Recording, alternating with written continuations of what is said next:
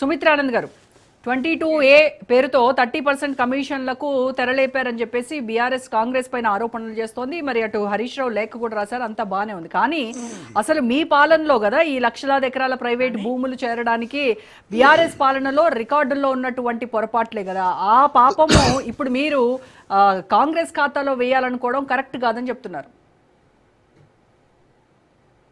నమస్తే అండి రోజా గారు, మీకు, కార్తిక్ గారికి, అల్జాపూర్ శ్రీనివాస్ గారికి, సాదికాలి గారికి, రాజ్ న్యూస్ ప్రేక్షకులకు నమస్తే. జై తెలంగాణ. కాంగ్రెస్ తప్పించుక తిరుగువాడు ధన్యుడు సుమతి అన్నట్టు కూడా కాదండి. కాంగ్రెస్ వ్యవహారం తాను తప్పు చేసి తాను దోపిడీ చేస్తూ ఇతరులకు బురద వృద్ధాలని చూస్తుంది. బీఆర్ఎస్ గా మేమేం చేసినాం, ధరణి వల్ల ఎంత మేలు జరిగింది. ఒక పని చేస్తున్నప్పుడు 98%, 99% మంచి జరిగి 1.5% ఇబ్బంది నష్టం జరిగితే దాన్ని పెద్దగా లెక్కలోకి తీసుకోవద్దు. కాంగ్రెస్ చేస్తున్న పనుల వల్ల 98%, 99% చెడే. ఆ స్థాయి పాలన వీళ్ళది.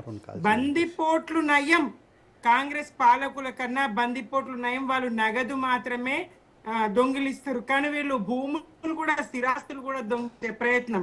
ఇందాక హరీష్ రావు గారి మీద నెపం నెడతారు. హరీష్ రావు గారి భూములే ఉంటే మేమెందుకు పోరాడతామండి, మేమెందుకు పోరాటం చేస్తాము? ముఖ్యమంత్రి గారి ఇల్లే అందులోకి చేరింది స్వయంగా. ఇట్లాంటి పరిస్థితులు ఉన్న ఈ 22Aలోకి 10 నెలల క్రితమే ఇది జరిగిందని మేము గతంలోనే నమస్తే తెలంగాణ ఇదిగా చెప్పడం జరిగింది. 4 నెలల ముందే చెప్పారు. ఎవరు? కోమటిరెడ్డి వెంకటరెడ్డి గారు అని చెప్పిండ్రు. యాదగిరి గుట్టలో బీర్లా ఐలయ్య నాకు ఫిర్యాదు చేసిండ్రు, 40,000 ఎకరాల భూమి దీంట్లో చేరింది. 22Aలో చేరింది కాదు, ఇది పొరపాటున జరిగిన చేరిక కాదండి. ఈ చేరిక అంటే ఇది ఏదో టెక్నికల్ గ్లిచ్, అధికారుల తప్పిదము, జరగకూడదు జరిగింది, దీనికి నేను క్షమాపణ చెప్తున్నాను అని మంత్రి ఆయనే స్వయంగా క్షమాపణ చెప్పారు కదా. ఇది పొరపాటున జరిగింది కాదు, అధికారుల తప్పిదము అంతకన్నా కాదు. అధికారుల మీద బలమైన ఒత్తిడి, ఆదేశాలతో అధికారులు చేసినటువంటి పని. ఇది కమిషన్ల కోసం జరిగిన పని, ఇది దోపిడీ కోసం జరిగినటువంటి పని. 20-30% వీళ్ళ బాధితుల దగ్గర వీళ్ళు తీసుకుంటున్నది నిజం. ఇది పొరపాటున జరిగితే ఎందుకు వెంటనే దీన్ని చేయరు? మళ్ళీ దీనికి సంబంధించి ఇంకా ఎందుకు పొడిగిస్తారు? ఈ 22Aలోంచి తక్షణమే ఎందుకు తొలగించే ప్రయత్నం చేయరు? ఇంకా ఎంఆర్ఓల దగ్గరికి, ఇంకా టోల్ ఫ్రీకి సమస్యను ఇంకా సాగదీసే ప్రయత్నం ఎందుకు చేస్తా ఉన్నారు? ప్రభుత్వం పొంగులేటి రేవంత్ రెడ్డి అందరూ కలిసి ఆడుతున్న నాటకం. రేవంత్ రెడ్డి గారు కూడా తెలుసు. రేవంత్ రెడ్డికి స్వయంగా నేను చెప్పినని చెప్పేసి చెప్తా ఉన్నారు. ఎవరు? కోమటిరెడ్డి వెంకటరెడ్డి గారు, ఇంకో మంత్రి గారు చెప్తా ఉన్నారు. ఇట్లా జరిగిందని నేను చెప్పిన 40,000 ఎకరాలు ప్రజలకు సంబంధించినవి చేరింది, ఈ 22Aలో చేర్చిందని చెప్పినా అని చెప్తున్నారు. ముఖ్యమంత్రికి తెలియకుండా ఇది జరగలేదు, పొంగులేటికి తెలిసి జరిగింది. పొంగిలేట్ చేశారు, ముఖ్యమంత్రికి తెలిసే జరిగింది. ఇది దోపిడీ కోసం జరిగింది. ప్రజలను పట్టి పీడిస్తూ కు సంబంధించిన వ్యవహారం కాదండి. ఇది ప్రజలకు సంబంధించినది, ప్రజల ఆస్తులకు సంబంధించినది, ప్రజల భూములకు సంబంధించింది. అవసరానికి అమ్ముకోలేరు, అవసరానికి కొనలేరు, భద్రత లేదు, భయము, ఆందోళన. ఏంటి పరిస్థితి అసలు? పాలనలో ఇది ప్రజా ప్రభుత్వమా, ఇది దోపిడీ ప్రభుత్వమా? ప్రజలు ఎట్లా అర్థం చేసుకోవాలి? దీనికి కాకమ్మ కథలు చెప్తాడు కాంగ్రెస్ ప్రతినిధి. క్లాస్ రూమ్ అట్ట, వినరట, వినలేరట. అసలు ఏమన్నా పొంతనున్నదా? కథలు కాదండి, మీరు కథలు పడితే నడవది. మీ కథలు ప్రజలకు అర్థమైనాయి, కాంగ్రెస్ కథలు ప్రజలకు అర్థమైనాయి. ఏ సందర్భంలో కేటీఆర్ గారు క్షమాపణ చెప్పిండ్రు? ఎస్, పొరపాటున ఆ ఉచిత బస్సులో మీరు డాన్సే ఆడుకోండి, బిడీలే చేసుకోండి, మాకేం సంబంధం అన్న మాటకు క్షమాపణ చెప్పిండ్రు. సరే, నేను అనకూడదని చెప్పిండ్రు. ఇక్కడ మాట కాదు కదా, ఇక్కడ మాట కాదు, ప్రజల ఆస్తులకు సంబంధించి ఏ సందర్భంగా చెప్పింది? ఎల్బీ నగర్ లా సుధీర్ రెడ్డి గారు అరేంజ్ చేసిన మీటింగ్ లో చెప్పారు మేడం.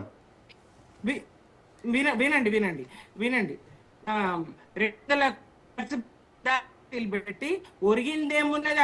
ఆ బ్రిటన్ కి చెందినటువంటి మహిళ అందాల పోటీలో పాల్గొన్నటువంటి ఆమె ఏం చెప్పింది? దేశ పరువు, రాష్ట్ర పరువు పోయింది కదా, అక్కడ నన్ను కాల్ గర్ల్ లాగా చూసిండ్రని చెప్పింది కదా.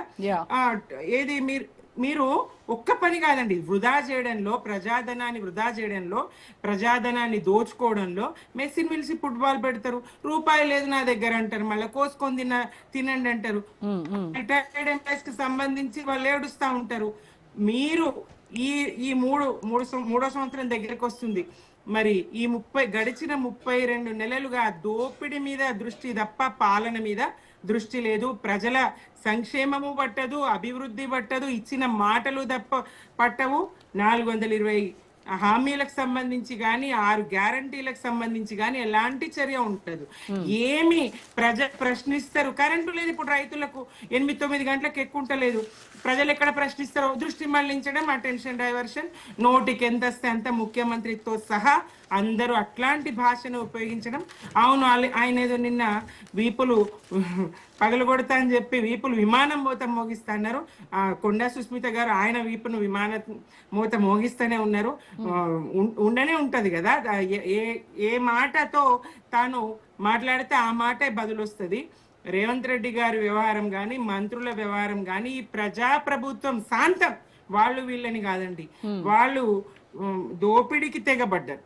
దోపిడికి ప్రజలను పట్టి పీడిస్తూ ఉన్నారు, దోపిడికి తెగబడ్డారు. 24 గంటల కరెంటు రైతులకు ఇస్తున్నామని నిన్న కాక మొన్న క్షణం కరెంటు పోతలేదని అబద్ధం చెప్తారు ముఖ్యమంత్రి. హామీల వరకు వెళ్తే చాలా మాట్లాడాల్సి ఉంటుంది మనకి. హామీలని కాదు, కరెంట్ అండి. ఇప్పుడు కరెంటు తక్షణ అవసరం వ్యవసాయ రంగంలో. అబద్ధాలు ఎట్లా మాట్లాడతారు అనడానికి కథలు చెప్పారు కదా, క్లాస్ రూమ్ కథలు. అబద్ధాలు ఎట్లా మాట్లాడతారు అనడానికి నేను ఒక ఉదాహరణ చెప్తున్నాను.